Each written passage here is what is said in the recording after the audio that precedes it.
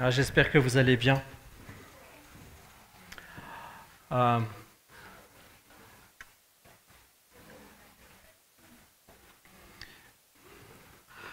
on va détendre un peu l'atmosphère, hein. On va la prendre cool. En fait, cette semaine, j'étais en voiture lundi ou mardi. Je rentrais de ma pause de midi au travail ou je quittais mon travail pour ma pause de midi, je ne sais plus très bien. Et j'étais au volant, je conduisais et j'ai ressenti très fort que je devais vous prêcher, vous apporter un message. Donc voilà, je le fais. Je vous avais dit qu'on allait essentiellement chercher le royaume de Dieu et j'allais plus vraiment trop prêcher et je ne pense pas changer d'avis, mais je veux rester ouvert à la voix du Saint-Esprit. Si le Saint-Esprit me dit de faire quelque chose, je le fais. C'est aussi simple que ça. Mais on va le faire cool, hein. On est en vacances, on va le faire cool. Alors pour changer, on va commencer avec 2 petites blagues. Vous allez voir, elles sont très simples. Elles ne sont pas très marrantes, mais elles sont simples. Première, c'est une devinette. Savez-vous pourquoi les architectes chrétiens mettent toujours la chambre des parents au même endroit quand ils dessinent des plans de maison? Chut, tu peux rien dire, toi tu la connais. Savez-vous pourquoi ils la mettent toujours au nord?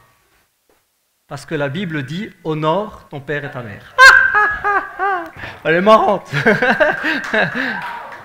Honore ton père et ta mère, dans les architectes. Bon, ok. Deuxième petite question, quel est le sport favori des chrétiens? Allez, la boxe. C'est pas parce que la vie chrétienne est un combat, c'est pas pour ça. C'est parce qu'il y a plus de plaisir à donner qu'à recevoir. Oh, elle est sympa aussi. Voilà, allez, c'était pour changer. Ça fait maintenant quelques semaines qu'on est en train de chercher vraiment la vie de Dieu et la présence de Dieu. Ça fait quelques semaines qu'on passe tous nos dimanches à faire ça, et même les mercredis pour ceux qui sont présents, on cherche vraiment la présence de Dieu. Et ce qui est dingue, c'est que plus on la cherche, et plus on a des combats.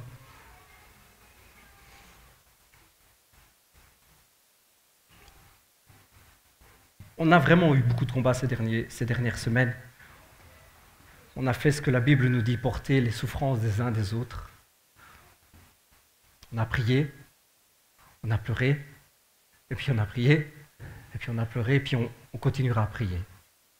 Mais c'est vrai que plus on cherche la présence de Dieu, et c'est à croire que plus on cherche, et plus on rencontre le contraire. Plus on cherche, et plus on veut proclamer la délivrance, et on a l'impression que toute la situation autour, on a l'impression que le monde entier s'évertue à essayer de nous prouver le contraire. J'étais au volant et j'étais là en train de parler au Saint-Esprit. J'ai dit, ok, je prêche, et je prêche sur quoi? Je vous le donne en 1000. L'espérance. Parce qu'en fait, on a besoin que l'espérance nous porte. On a besoin que l'espérance déposée par l'Esprit de Dieu dans nos cœurs nous porte et nous pousse de l'avant. Parce qu'on a besoin d'espérance. On a besoin de croire. On a besoin d'être poussé par l'Esprit de Dieu. On a besoin, alors qu'on cherche le royaume, alors qu'on proclame et qu'on voit parfois, et même souvent le contraire, on a besoin d'une nouvelle espérance. On a besoin d'être renouvelé dans cette espérance et dans cette foi. On a besoin de cela. La Bible nous dit justement que nous vivons avec une espérance extraordinaire. Et on espère des choses. On espère, et alors que nous on cherche le royaume, qu'on prie pour cela, on espère voir. On espère voir des guérisons, on espère voir des délivrances, on espère, et on le croit, on croit que c'est la volonté de Dieu, on le croit, on en est persuadé, on le proclame, et puis on voit le contraire. Mais on espère quand même. Et on le veut, on le désire, on le cherche, on le proclame, et on espère le voir. Et on croit que le royaume de Dieu va s'établir. Alléluia. On croit et on proclame et on continuera à proclamer que le royaume de Dieu, son règne, veut s'établir en nous. Premièrement en nous, dans notre cœur, et puis ensuite autour de nous. Parce que le royaume de Dieu a besoin d'abord de s'établir entre nos 2 oreilles, dans la tête, entre nos deux oreilles, là, en plein milieu. Il a besoin de s'établir dans notre cœur pour pouvoir s'établir après autour de nous. On espère la guérison, on espère pour certains un nouveau travail, on espère une nouvelle fiancée ou une fiancée, on espère d'avoir des rentrées d'argent pour pouvoir payer ses dettes, on espère. On espère tellement de choses, on espère le bonheur, on espère de voir les choses changer, on espère tellement de choses. Et la Bible nous explique et nous parle, nous montre qu'en réalité, notre espérance et toutes nos espérances ne peuvent être comblées que par une seule réponse. La Bible nous apprend que toutes nos espérances, tout ce que l'on peut espérer, tout ce que l'on peut désirer, trouve une réponse simple et unique. Il y a une réponse qui englobe toutes nos espérances. Cette réponse, c'est Dieu lui-même. C'est lui, sa présence. C'est lui-même. La Bible nous apprend et nous montre qu'il nous faut chercher sa présence, il nous faut chercher qui il est, plutôt que de chercher ce qu'il pourrait faire pour nous et pourrait faire dans nos vies. Et la vraie espérance, celle qu'il va déposer dans nos cœurs, eh bien, elle va être comme un feu, comme une motivation à le chercher lui, plutôt que chercher la bénédiction. Quand je vous prêche, ou quand je vous partage ces temps-ci de chercher le royaume, ce n'est pas chercher le royaume pour chercher les bénédictions du royaume.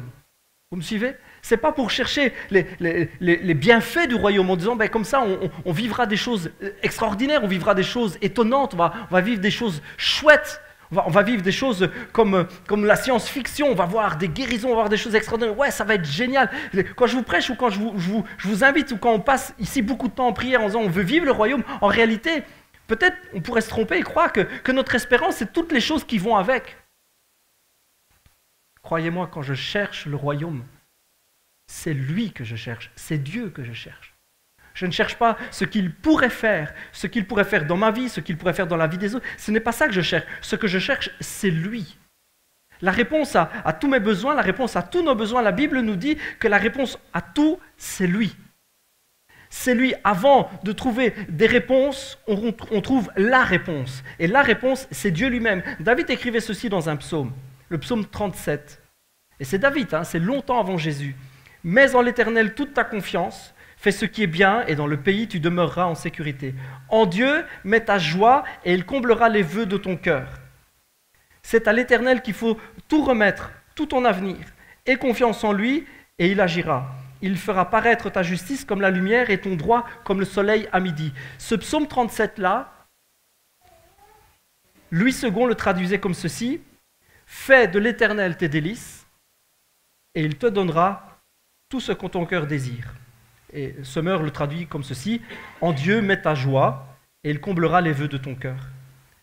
Fais de l'Éternel tous tes délices, et il comblera tout ce que ton cœur veut. » Et Jésus le dit d'une autre manière, mais c'est le même esprit, c'est la même parole. « Faites du règne de Dieu, je vous l'ai dit il y a 2 semaines, faites du règne de Dieu et de tout ce qui est juste à ses yeux votre préoccupation première, et toutes ces choses vous seront données en plus. » Recherchez le royaume et la justice de Dieu, et toutes choses vous seront données par-dessus. Traduction de Louis II. C'est 2 mêmes passages qui disent la même chose, c'est le même esprit. Et on pourrait les prendre à l'envers, on pourrait la faire à l'envers avec ces passages, en disant « Ah, donc, si je veux des choses, je cherche Dieu. » Il y en a qui pourraient le comprendre dans ce sens-là. Fais de l'Éternel tes délices, les délices de ton cœur, et il te donnera ce que ton cœur désire. Ou une traduction peut-être plus actuelle ou plus compréhensible pour nous. En Dieu, mets toute ta joie, il comblera les vœux de ton cœur. Donc cherche Dieu, et comme ça, il comblera tout ton cœur. Et on pourrait comprendre, on pourrait voir dans ce passage, ah donc si je veux une nouvelle caisse, si je veux une nouvelle voiture, eh ben, je vais mettre mon plaisir en Dieu, comme ça il me filera une nouvelle bagnole. Si je veux un nouveau job, eh ben donc je vais chercher Dieu, comme ça Dieu répondra à mes prières et j'aurai un nouveau job. Ah, si je veux une jolie femme ou un joli mari, je vais donc placer ma confiance en Dieu, le chercher, le servir, faire ce qui est agréable à lui faire des plaisirs, l'honorer, faire sa volonté, et comme ça, alors que j'aurai fait de l'Éternel tous mes délices, que je l'aurai servi, il me donnera ce que j'ai envie, et donc j'aurai la femme de rêve ou j'aurai le mari de rêve que je souhaite. On pourrait croire que c'est comme ça. Mais vous savez quoi, les copains? C'est pas du tout ça que veut dire le passage. L'esprit du passage, c'est pas ça. Et on pourrait croire, et on pourrait avoir cette motivation en disant « Ouais, on va chercher le royaume de Dieu. » Pasteur Michael, il parle souvent de ça. C'est vrai, on va chercher le royaume de Dieu. Comme ça, on va vivre des trucs de ouf. Et comme ça, Dieu va répondre à tous nos besoins, à toutes nos prières. Ouais, on va vivre des trucs géniaux. On va voir le Saint-Esprit toucher les gens. Puis on va surtout voir des bénédictions. Ça va être génial. Chercher le royaume, ce n'est pas chercher les bénédictions du royaume. Chercher le royaume, c'est chercher le roi. Vous me suivez sur ce coup-là? Chercher le royaume, c'est chercher le roi. Vous savez ce que c'est un royaume? Basiquement, c'est un bout de terre avec un roi dessus. C'est ça un royaume. C'est un lopin de terre avec un roi dessus. Ça, c'est ce qu'on appelle un royaume. Ce n'est pas une question de bénédiction, de richesse ou de tout ce que Dieu peut donner. C'est une question qu'il est là. Et quand il est là, puisqu'il est roi, c'est un royaume. Et évidemment, quand le roi est dans la place, il fait reculer ses adversaires. Évidemment. Mais on cherche le royaume pour le royaume. Et l'esprit de ce passage, ce n'est pas « fais tout ce qu'il faut pour que Dieu réponde à tous tes besoins ». C'est « si tu mets tout ton cœur à chercher Dieu pour qui il est, sache que cette recherche en elle-même, alors que tu trouveras Dieu, ça comblera toutes tes attentes. » Voilà ce que l'esprit de ce passage veut dire. Si tu fais de l'éternel tes délices, alors que tu cherches sa volonté, alors que tu cherches sa face, alors que tu cherches le royaume, sache que la quête même de ce royaume deviendra la réponse à tous tes besoins. Alors que tu chercheras, quand tu le trouveras, alors qu'il se fera connaître à toi, alors que tu rencontreras le roi, cette rencontre va tellement changer ta vie que tous tes besoins seront comblés. Mon pote, si tu crois que la réponse à tes prières, la réponse à tes demandes sera ta joie, excuse-moi de te dire que tu te trompes. Mon ami, si ce que tu espères, c'est que Dieu réponde à tes besoins en disant « quand il m'aura répondu, quand il m'aura donné ce que je lui demande, alors je serai heureux. » Je suis désolé de te dire que tu ne seras pas heureux. Oui, quand Dieu répond, ça nous donne de la joie, oui. Mais sache que la joie dont parle la Bible n'est pas une joie parce que tu as reçu quelque chose, mais une joie parce que tu as rencontré quelqu'un. Et ce quelqu'un, c'est le roi lui-même. Alors que tu le rencontres, cette rencontre change ta vie. Change même la manière dont tu as envie des choses. Est-ce que ça veut dire qu'on ne peut pas avoir envie, on n'a pas le droit d'avoir envie de certaines choses? Ben non, ce n'est pas ça que je suis en train de vous dire. Je vous l'ai déjà dit, moi j'aimerais bien un Dodge Ram, gris, 2 bandes noires, le cadre de tête ce serait parfait, intérieur cuir. Oui, j'aimerais bien une belle grosse voiture parce que j'aime bien les Dodge Ram. Mais je ne cherche pas Dieu pour qu'il me donne ce Dodge Ram. Ce serait complètement idiot de ma part. Ce serait complètement faux. Je cherche Dieu pour qui il est. Pour qui il est. Et je sais qu'alors que je le trouve, alors que je le rencontre un peu plus chaque jour, même la perception de mes besoins, ce que je désire, se transforme à la lumière de sa présence. Et je sais qu'il peut pourvoir et qu'il a même envie de me donner les choses qui me font plaisir. Mais il faut mettre les pièces dans le bon ordre, il faut faire le puzzle dans le bon sens. Il faut d'abord chercher Dieu pour qui il est, en sachant que oui, alors même que nous le rencontrerons, alors même qu'il sera là, que nous serons dans sa présence, alors même, c'est vrai, tous nos besoins seront comblés. Mais ne crois pas que la réponse à tes prières sera pour toi le début d'une certaine joie en disant « Oui, le jour où il répondra, alors je serai heureux ». La joie dont parle la Bible vient de la rencontre de Dieu lui-même. Parce qu'il est l'auteur de la joie. Il est la source de la joie. Il est l'auteur de la vie. L'auteur, l'inventeur du bonheur. C'est lui.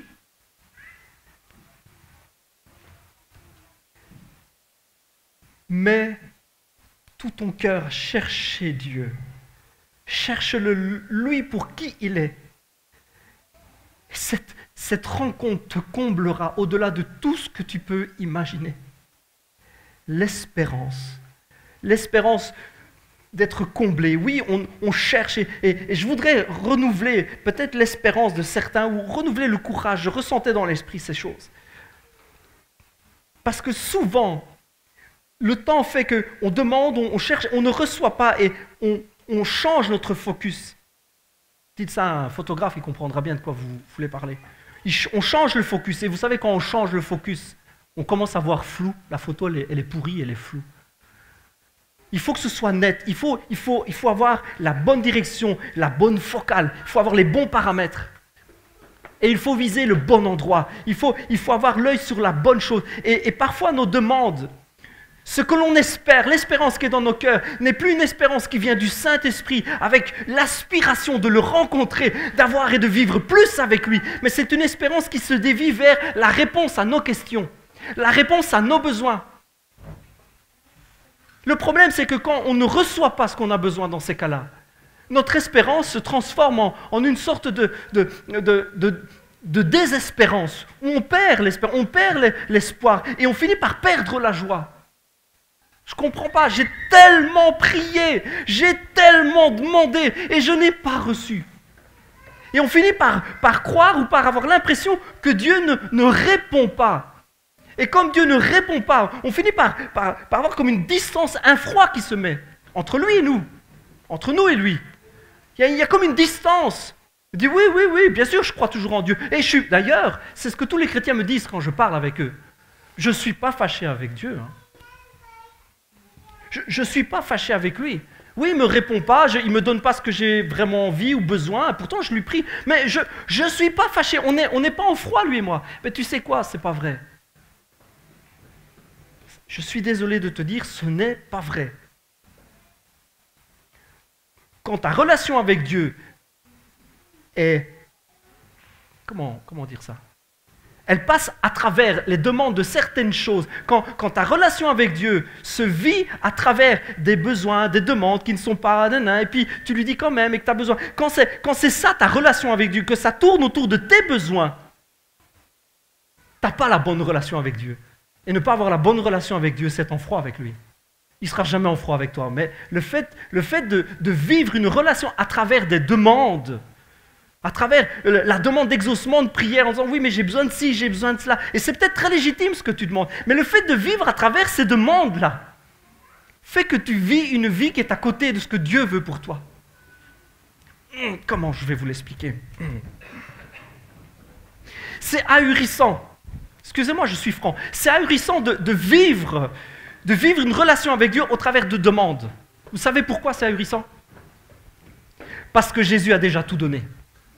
On ne peut pas vivre une relation avec Dieu le Père à travers des demandes, parce qu'en fait, il nous a déjà tout donné. Vous allez dire, Pasteur Miguel, je ne te comprends pas. Il a déjà tout donné. Il a déjà tout pourvu. Il a déjà tout offert. Il a déjà tout accordé, tout est offert, tout est donné. Le repas, la Bible nous dit, en parlant de tout ce que Dieu veut nous donner, que c'est comme un repas qui est déjà prêt. Jésus, quand il prend l'exemple du repas de noces, etc., qu'un roi prépare pour des invités parce qu'il marie son fils, quand il parle de ça, il ne dit pas c'est un repas qu'on a commandé sur Internet, traiteur chinois, il est en cours de livraison. Non, il dit le repas est prêt. Vous me suivez avec ça ? Le repas est prêt, c'est fait, c'est accordé, c'est offert, c'est prêt. Il n'y a plus rien à demander, c'est là, il faut s'en saisir. Est-ce que pour cela, on vit à chaque fois les exaucements à toutes nos prières ? Non. Et je vous le disais en introduction, on est en train de se manger le mur. Ces jours-ci, on a prié sur des tas de sujets. Et je vous assure qu'on se mange le mur. On se mange le mur, pourquoi ? Parce que Dieu ne répond pas, non. Est-ce que on va voir ça comme une fatalité ou comme on va être là comme déçu ? Non plus. Est-ce qu'on va le vivre comme, bon, ben tant pis, Dieu ne voulait pas ? Non plus. C'est-à-dire, alors vous vivez quoi alors ? En véritable enfant qui ne comprennent pas tout, eh bien, on vit ces choses-là comme étant une incompréhension. Ok, je ne comprends pas. Mais mon incompréhension ne me permet pas ni de blâmer Dieu, ni de dire qu'il ne voulait pas, ni d'être déçu, ni de vivre ça comme un échec. Je ne vis ça comme rien du tout, si ce n'est qu'une incompréhension.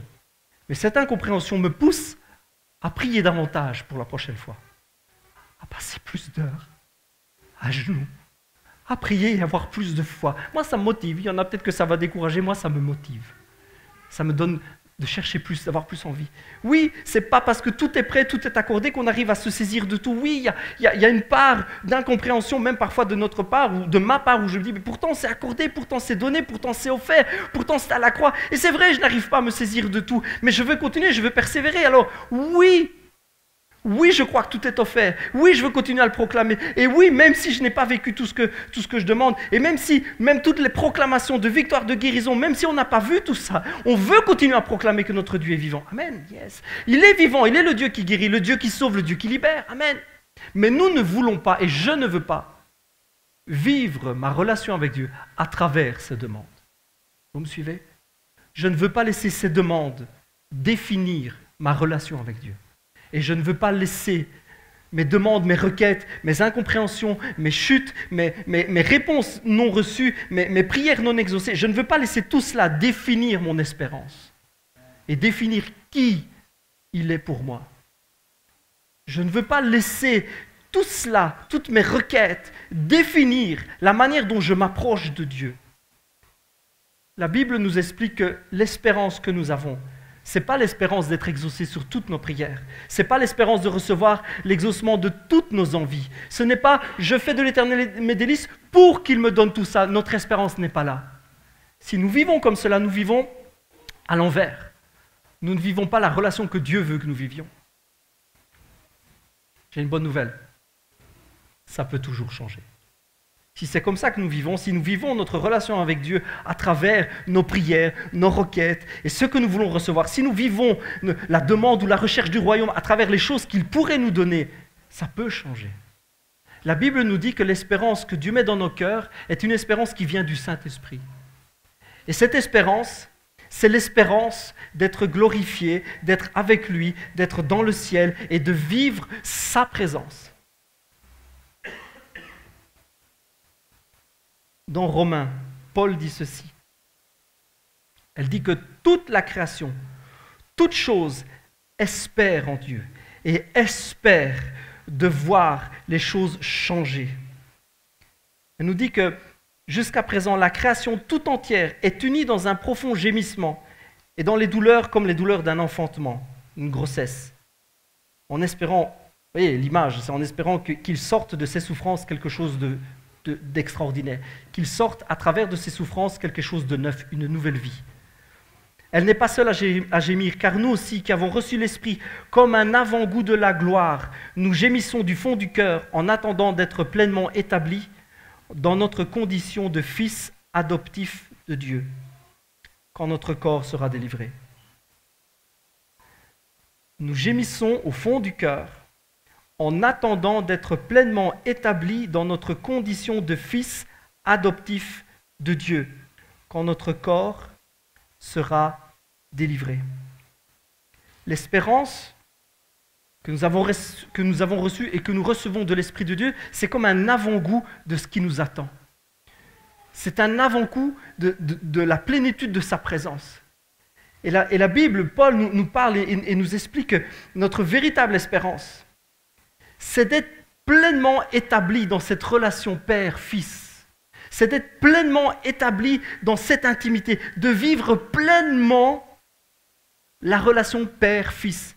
Il n'est pas en train de dire, notre espérance, c'est d'avoir la réponse à tous nos besoins. Notre espérance, c'est d'avoir toutes nos prières exaucées. Ce n'est pas ça qu'il est en train de dire. Paul est en train de dire, notre véritable espérance, ce qui est au fond de nos cœurs, c'est d'être établi dans notre condition de fils adoptif. Comprenez bien ce que ça veut dire. Paul est en train de dire, l'espérance qui est au fond de moi, qui a été déposée par le Saint-Esprit, c'est une espérance d'être enfin pleinement dans cette relation père-fils. C'est lui que je veux. En d'autres termes, Paul est en train de dire, c'est lui que je veux. Quand je cherche le royaume, c'est lui que je cherche. Quand je cherche sa présence, quand je veux que le Saint-Esprit, que la gloire de Dieu descende, oui, il y aura des signes, des miracles, oui, il y aura des gens qui vont crier, trembler, rire, etc. Mais ce que je cherche, c'est lui.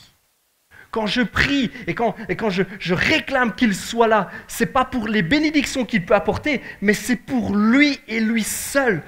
Mon espérance, l'espérance qui est en moi, définit ma relation et la recherche que j'ai avec Dieu. L'espérance qui est en moi, ce que dépose le Saint-Esprit, définit la manière dont je m'approche de Dieu. Et ce que je cherche quand je m'approche de Dieu, c'est une relation. C'est pas du cashback, c'est pas recevoir, c'est pas être béni, c'est pas des bénédictions que je cherche quand je m'approche de Dieu. Je ne demande pas remplis mes poches, remplis mon portefeuille, remplis mon cœur de tout ce que j'ai envie, remplis mon cœur de toutes ces attentes, parce qu'au travers des bénédictions que tu me donneras, je serai enfin heureux. Non, quand je m'approche de lui, quand je cherche sa face, c'est lui que je cherche. Parce que l'espérance que le Saint-Esprit a mis dans mon cœur, ce que je ressens à l'intérieur, c'est que le jour où je serai pleinement dans cette relation père-fils, le jour où je serai vraiment glorifié comme le Fils a été glorifié, comme Jésus est allé auprès du Père, le jour où je serai vraiment pleinement établi là-dedans, ou que je connaîtrai enfin comme il m'a connu. La Bible nous dit que ce jour-là, nous le connaîtrons comme il nous a connus. Je sais que ce jour-là, je serai parfaitement heureux. Je serai comblé parfaitement, parce qu'il me comblera. Ça veut dire quoi, pasteur Miguel? Qu'il ne faut plus prier? Il ne faut plus demander nos besoins? Il ne faut plus dire à Dieu ce qu'on a besoin? Ce n'est pas ça que je suis en train de vous dire non plus. Suivez-moi bien. Je suis en train de vous dire que vos besoins ne doivent pas définir la manière dont vous vous approchez de Dieu. Vos besoins ne doivent pas définir votre relation avec Dieu. Vos besoins et vos prières, vos attentes ne doivent pas définir la manière dont même vous allez être intime ou pas avec Dieu, heureux ou pas avec Dieu, vous allez prier ou pas, louer ou pas. Je suis désolé, je suis obligé de le dire. Moi, ça me fait presque pleurer de savoir que Marie est en train de louer Dieu, alors que la semaine passée, elle enterrait sa maman. Elle ne laisse pas la situation définir son cœur. Est-ce que vous comprenez ça? J'ai eu du mal à chanter « Béni Dieu, mon âme ». J'ai eu du mal à chanter, parce que quand on a un cœur à s'approcher de Dieu pour qui il est, on ne laisse pas, je suis désolé, je suis obligé de le dire, on ne laisse pas la situation définir la manière dont on va s'approcher de Dieu. On ne va pas laisser la situation faire qu'on loue ou pas Dieu. Nos besoins ne vont pas définir la manière dont on va se mettre à genoux et lui dire « Tu es un Dieu vivant ». C'est l'espérance qu'il y a dans nos cœurs qui fait et qui définit la manière dont on s'approche de lui. L'espérance vivante que le Saint-Esprit dépose en nous. Nous nous approchons de lui parce que nous savons qu'il est le Dieu vivant. Et nous nous approchons de lui parce que notre espoir, c'est d'être pleinement établi en fils et filles de Dieu, d'avoir cette relation intime. Nous n'aspirons qu'à cela. Oui, nous avons des besoins qui n'ont pas été comblés. Oui, nous avons prié, nous n'avons pas reçu, nous n'avons pas peut-être réussi à recevoir, nous n'avons peut-être pas réussi à saisir, je ne sais pas comment le dire. Mais cela ne nous donne pas, il n'a pas donné à Maria aujourd'hui, n'a pas influencé la manière dont elle s'est approchée de Dieu.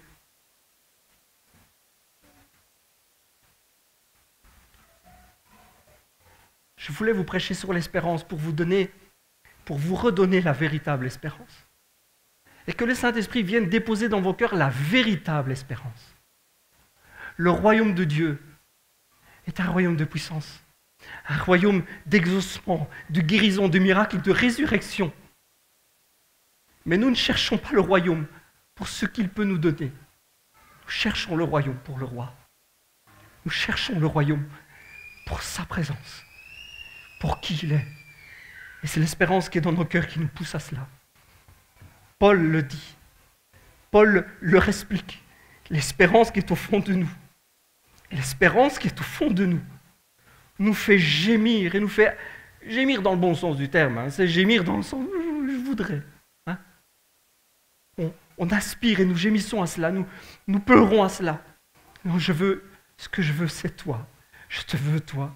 Et évidemment, nous allons continuer à prier pour les malades et continuer parce que nous le voulons, nous le cherchons. Mais au-delà de tout cela, ce que nous voulons, c'est lui. Ce que nous voulons, c'est lui. Parce que voyez-vous, c'est bizarre, mais il y a un lien direct entre sa présence et tout le reste. Il y a un lien direct. Quand il est là, il bénit. Alors nous ne cherchons pas la bénédiction, mais nous savons que quand il est là, il restaure. Nous le cherchons lui, pas pour ce qu'il peut faire, pour ce qu'il peut nous donner, mais pour qui il est. Parce que nous avons trouvé, nous avons reconnu qu'il est tout pour nous. Alors c'est vraiment la question que j'avais pour vous, la question que j'ai pour moi, quelle est véritablement mon espérance? Où je place mon espérance? Où est-ce que je place mon espérance? Dans l'exaucement de mes prières, parce que je meurs d'envie d'avoir un nouvel iPhone et que je ne sais pas me le payer, et je meurs d'envie de « Oh, je voudrais tellement que Dieu me donne les moyens de pouvoir me le payer. » Je blague, je n'ai pas envie d'un iPhone. Est-ce que mon espérance, elle est dans mes biens matériels? Est-ce que mon espérance est dans ce nouveau job que je recherche? Est-ce que mon espérance est dans l'amour que j'espère trouver auprès d'une épouse, d'un époux? Ah, c'est gentil, Alfreda, merci. Merci. J'ai une fâcheuse tendance à pleurer, excusez-moi.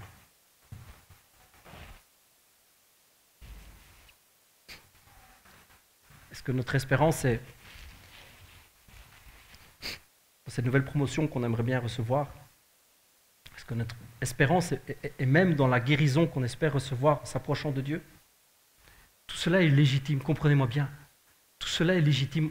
C'est normal de le désirer, de le vouloir. Mais si nous nous plaçons devant Dieu cet après-midi en disant « Oui, je veux que tu replaces les choses dans le bon ordre. Je veux que tu m'aides à avoir le bon focus. Je veux fixer mes yeux sur le bon objectif. Je veux que ce soit ton esprit qui dépose l'espérance dans ma vie. Je ne veux pas fabriquer une espérance parce que je lis la Bible et que je trouve les guérisons miraculeuses géniales. Je ne veux pas placer mon espérance dans ce qu'on m'a dit. Je veux recevoir une espérance qui vient du Saint-Esprit. Si nous désirons cela, si nous sommes prêts à ouvrir notre cœur, alors je peux vous assurer que cet après-midi encore, Dieu veut renouveler une espérance extraordinaire. Et de cette espérance va découler une joie extraordinaire. Une joie extraordinaire. Je vous disais là, il y a 2 semaines, je pense, je vous citais un passage en disant qu'on avait besoin de persévérance. C'est dans Romains 5. Nous tirons fierté même de nos détresses, car nous savons que la détresse produit la persévérance. Et la persévérance produit la victoire dans l'épreuve. Et la victoire dans l'épreuve nourrit l'espérance. Or, notre espérance ne risque pas d'être déçue, car Dieu a versé son amour dans nos cœurs par l'Esprit Saint qu'il nous a donné. L'espérance. L'espérance qui est nourrie par les victoires que Dieu nous donne, et l'espérance qui nous pousse à le chercher davantage. L'espérance qui nous pousse à le chercher, à persévérer. Et c'est une boucle, c'est quelque chose d'extraordinaire. La Bible nous dit que la persévérance nous conduit à la victoire nourrit l'espérance nous pousse à chercher Dieu parce que son amour a été déversé dans nos corps par le Saint-Esprit, et sa présence dans nos cœurs nous donne de persévérer et de chercher davantage. Et alors que nous persévérons, nous trouvons la victoire parce que la persévérance produit la victoire alimente notre espérance parce que nous voulons davantage nous approcher de lui. Et alors que nous nous approchons de lui, nous voulons persévérer, nous voulons le chercher davantage. Et cette persévérance produit la victoire dans les épreuves. C'est une boucle. Plus on le cherche, plus il est présent et plus on a envie de le chercher. Je relisais le récit, je termine avec cela, je relisais le récit de la crucifixion. J'ai été frappé, vraiment, j'ai été frappé de voir dans Matthieu quels sont les derniers mots de Jésus.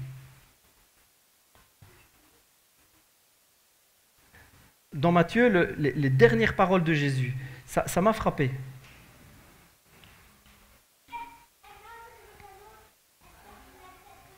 Pardon, c'est pas dans Matthieu, j'ai pris dans Jean, excusez-moi. Jean 19, pour ceux qui prennent des notes. Les dernières paroles de Jésus m'ont vraiment frappé. Après cela, Jésus, sachant que désormais tout était achevé, dit pour que l'écriture soit accomplie, « J'ai soif ». Près de là se trouvait un vase rempli de vinaigre. On attacha donc une éponge imbibée de ce vinaigre au bout d'une branche d'hysope. Badaboum. Et l'on approcha cette éponge imbibée, on l'approcha de la bouche de Jésus. Quand il eut goûté le vinaigre, Jésus dit, « Tout est accompli. » Il pencha la tête et rendit l'esprit. Je suis le genre de gars qui se pose la question, pourquoi Jésus dit, « J'ai soif ?» Je ne sais pas vous, moi je suis le genre de gars, je lis ça, je relis ça, et je me dis, pourquoi il dit, « J'ai soif ?» Pourquoi j'ai soif? Pourquoi j'ai envie de boire à ce moment-là? Et la Bible nous dit que c'est pour que l'écriture soit accomplie. Donc ce n'est pas que Jésus avait soif sur le coup, mais la Bible nous dit qu'il l'a dit parce qu'il fallait que ça signifie quelque chose. Il fallait que ça représente quelque chose. Il fallait que ça nous fasse comprendre quelque chose. Parce que la Bible nous dit que tout ce qui est écrit l'est pour qu'on soit enseigné, pour qu'on puisse comprendre quelque chose. Donc forcément, si Jésus a dit « j'ai soif » et que c'était pour que l'écriture soit accomplie, que ce qui est écrit parvienne jusqu'à nous, ben, ça veut dire qu'il y a quelque chose à tirer de cela.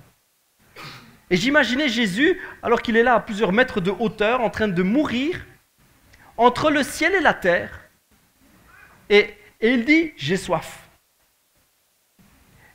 Et à ce moment-là, alors qu'il veut nous faire comprendre quelque chose, humainement, un soldat vient mettre un bout d'éponge sur une perche, le trempe dans le vinaigre et lui file. Et puis Jésus en boit un petit peu, puis bah, c'est quand même pas tellement bon. Donc voilà, tout est fait les copains. Tout est accompli, il rend l'esprit, il meurt. Et je trouvais une image tellement forte, tellement puissante, tellement parlante de d'où doit, comment vous dire ça, comment doit être orientée notre soif et notre espérance. Comment nous devons orienter notre foi, notre espérance et notre soif. Où devons-nous chercher? Alors que Jésus est en train de mourir, alors qu'il est entre le ciel et la terre, il dit « j'ai soif ». Dans le sens, j'ai besoin de quelque chose, je recherche, j'espère quelque chose, j'ai soif de quelque chose. Et l'image est très forte, parce que la réponse terrestre, la réponse à un besoin, la réponse que donne, la réponse qui pourrait être comme l'exaucement d'une prière, j'ai soif, j'ai besoin de quelque chose, la réponse qui vient de la terre est quelque chose d'amer. C'est du vinaigre. C'est quelque chose d'amer. Jésus est mort en nous laissant la manière dont nous devons placer notre espérance, la manière dont nous devons placer notre soif et notre recherche. Jésus est mort en nous disant, si tu places ton espérance dans l'exaucement, si tu vis à travers cette recherche d'exaucement de tes besoins, la réponse que tu pourras recevoir terrestre, la réponse que tu trouveras ici-bas sera amère, ça va te laisser un arrière-goût amer.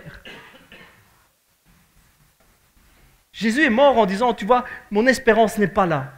Mon espérance n'est pas dans ce qu'on peut me donner, dans ce que je peux recevoir. Mon espérance, elle est auprès du Père. Et en mourant, il nous montre la manière dont nous devons placer notre espérance. Il nous montre la manière dont notre soif doit être étanchée, la manière dont nous allons recevoir véritablement. Ce n'est pas des réponses à des besoins terrestres, mais c'est une connexion avec le Père. Alors qu'il rend son dernier souffle, il nous montre cela. Et alors que je relisais ce passage, j'étais frappé, je préparais ce message et je dis « Waouh !» Comment vivons-nous notre espérance? Où est placée notre espérance? Comment vivons-nous notre soif? Est-ce que nous disons « j'ai soif » dans le sens « j'ai besoin que tu répondes à mes besoins. J'ai besoin que tu répondes à mes prières. J'ai besoin que tu exauces ces prières que je te fais depuis si longtemps parce que je veux ça, parce que j'ai besoin, parce que ça me ferait du bien et parce que ça me procurerait de la joie. Je serais heureux à travers ça. Est-ce que nous sommes là, entre le ciel et la terre, avec les pensées qui sont tiraillées entre les deux? Est-ce que nous sommes là, élevés entre ciel et terre, en disant d'un côté, oui Père, j'ai soif, et puis oui, tu peux peut-être me donner à boire toi aussi, oui, je ne sais pas où je dois crier, je ne sais pas ce que je veux, tout ce que je veux c'est qu'on réponde à mon cri, qu'on réponde à mes besoins. Est-ce que nous sommes là entre ciel et terre, ne sachant pas comment orienter nos besoins et nos prières, et puis espérant recevoir simplement? Et peut-être le résultat, nous dirons, oui, mais moi, le jour où Dieu répondra à mes prières, je serai heureux. Et puis peut-être que le résultat que nous pourrons trouver, d'une manière imagée, évidemment, le résultat que nous pourrons tirer, c'est finalement de l'amertume. Est-ce que nous sommes comme entre ciel et terre ou est-ce que comme Jésus, nous finissons par dire, tu sais quoi? Je te remets mon esprit. Je te cède tout. Je ne veux plus garder d'attache. Je veux que mon espérance, que ma soif, que mon désir ne soit comblé que par toi et ne soit pas comblé à travers des réponses matérielles. Je crois que si nous voulons vraiment que notre espérance vienne du Saint-Esprit, je crois que c'est un miracle que Dieu veut faire pour chacun d'entre nous. Je crois que si tu as perdu la joie, si tu as perdu la joie de suivre Jésus, je crois que si tu as perdu le feu qui animait autrefois tes journées, si tu as perdu cela, je suis convaincu, je le sens à l'intérieur par le Saint-Esprit, je suis convaincu que c'est parce que tu as mis ton espérance au mauvais endroit. Je ne te le dis pas comme un reproche, ce n'est pas un reproche. Dieu ne fait pas des reproches. C'est la spécialité peut-être des églises, c'est peut-être la spécialité des prédicateurs ou des prêcheurs ou des leaders qui, au lieu de pointer la solution, pointent le problème en disant c'est de ta faute. Moi je te dis juste, si tu laisses Dieu te redonner la bonne espérance, tel un cadeau, si tu laisses Dieu replacer en toi l'espérance qui vient par le Saint-Esprit, tu seras comblé de joie. Parce que Dieu ne pointe pas le problème, il te montre la solution. La Bible nous dit, c'est un passage que tous les chrétiens ou tous les anciens chrétiens connaîtront bien, la Bible nous dit que comme le serpent fut élevé dans le désert, le serpent d'airain fut élevé dans le désert, il faut que le Fils de l'homme soit élevé. Voilà. Mais déjà à l'époque, comprenez bien que Dieu voulait que nous fixions les regards sur la solution plutôt que sur les problèmes. Vous comprenez ça? Dieu veut et nous montre toujours la solution et pas le problème en lui-même. Alors j'avais ce message sur le cœur, je l'ai reçu fort et en vous l'apportant, je le vis vraiment. Dieu veut nous redonner une espérance sereine, propre, saine. Il veut que cette espérance vienne de l'action de son Saint-Esprit en nous. Et cette espérance dans nos cœurs va nous faire chercher les bonnes choses. Et avant tout, et premièrement, rechercher sa présence pour qui il est. L'espérance dans nos cœurs que nous avons reçue par le Saint-Esprit comme un avant-goût de sa gloire. Cette espérance nous pousse à chercher quoi? Paul nous dit, nous gémissons parce que nous désirons être pleinement établis dans cette relation de père-fils, dans cette relation intime, dans cette relation d'adoption. Et au travers de cette relation, alors que nous cherchons Dieu, nous savons que toutes nos attentes seront comblées. Alors ma question elle est simple. Est-ce que tu veux retrouver le peps? Est-ce que tu veux retrouver le feu? Est-ce que tu veux retrouver la joie de vivre? Est-ce que tu veux retrouver la passion? Vous savez, la passion qui fait qu'on sait se retrouver à 5 ou à 10, même pas, à 7 ou à 8 le mercredi avec une guitare et un piano et sortir en disant « Ouais, on était en feu !»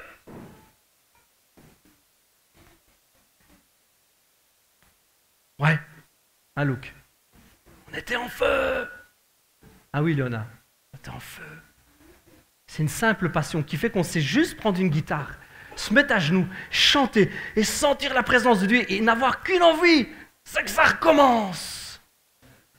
Ma question elle est simple, est-ce que tu veux retrouver ça? Est-ce que tu veux vivre ça? Ne pas vivre une relation avec Dieu au travers l'exaucement potentiel ou l'exaucement espéré ou l'exaucement probable de toutes tes demandes. Est-ce que tu veux retrouver une vie, une espérance qui ne se vit qu'à travers une relation? La relation père-fils, père-fille. Est-ce que tu veux vivre ça? Est-ce que tu veux trouver ça? Est-ce que tu veux retrouver ce feu et cette passion? Parce qu'il n'y a qu'une chose à faire. Il n'y a qu'une chose à faire parce que la solution est simple. C'est un mot pas très joli. Un mot pas très facilement acceptable parce qu'il est beaucoup déformé. C'est un mot qui a été déformé tout le temps. C'est un mot simple, ça s'appelle repentance. Et la repentance, c'est pas dire « je suis qu'un mauvais » et étaler toutes ces erreurs. Non, repentance, c'est un changement de cœur, un changement de mentalité. Il n'y a qu'une solution, qu'une seule solution. Quand il y a un problème, il ne faut pas regarder au problème, il faut regarder à la solution. La solution s'appelle repentance. Et la vraie repentance, la Bible nous explique c'est quoi? La vraie repentance, c'est reconnaître qu'on se trompe et vouloir que ça change. Vouloir que Dieu nous change. Ma question est simple, est-ce que tu veux retrouver ce feu, cette passion? Parce que je sais que tu sais qu'il sait que c'est vachement bien. Vous m'avez suivi? Je sais que tu sais que vivre cette action, cette puissance, cette vie du Saint-Esprit en toi, c'était les meilleurs jours de ta vie. Ça, je le sais. Je sais que tu sais ça. Je sais que vivre cette connexion, cette communion, ces fois où tu étais là comme pressé par la présence de Dieu, à genoux par terre, en train de pleurer, ou à genoux par terre, en train de pleurer, de chercher sa face pour qui il est, c'était les meilleurs moments de ta vie. Ça, j'en suis certain. Parce qu'on est tous les mêmes sous ce rapport-là. On a tous besoin de Dieu. On a tous besoin de lui. Est-ce que tu veux revivre ça? Repentance. On va prier ensemble. Merci Père. Merci Seigneur Jésus. Merci Seigneur Jésus parce que nous voulons, nous désirons que ton Saint-Esprit ranime l'espérance qui est au fond de nos cœurs. Nous voulons que tu renouvelles nos cœurs puissamment par ta présence. Nous voulons, je chéris tellement ce jour. Je chéris ces moments, je cherche tellement à ce que ton Saint-Esprit renouvelle en nous le feu, le désir, la passion, la véritable et saine, la pure espérance que tu déposes par le Saint-Esprit dans nos cœurs. Une espérance qui fait que nous n'aspirons qu'à une seule chose, nous ne désirons qu'une seule chose.